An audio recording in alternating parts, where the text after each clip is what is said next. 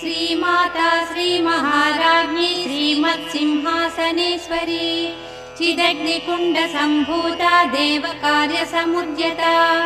उद्यद्भानुसहस्राभा चतुर्बाहुसमन्विता रागस्वरूपपाषाढ्या क्रोधाकाराङ्कुशोज्ज्वला मनोरूपेक्षुकोदण्डा पञ्चतन्मात्रसायका निजारुणप्रभापूरमज्जब्रह्माण्डमण्डला चम्पकाशोकपुन्नागसौगन्धिकलशत्कचा कुरुविन्दमणिश्रेणी कनत्कोटीरमण्डिता अष्टमी चन्द्रविभ्राजदलिकस्थलशोभिता मुखचन्द्रकलङ्काभमृगनाभिविशेषका वदनस्मरमाङ्गल्यगृहतोरणचिल्लिका वक्त्रलक्ष्मी परिवाह चलन्मीनाभलोचना नवचम्पकपुष्पाभनासा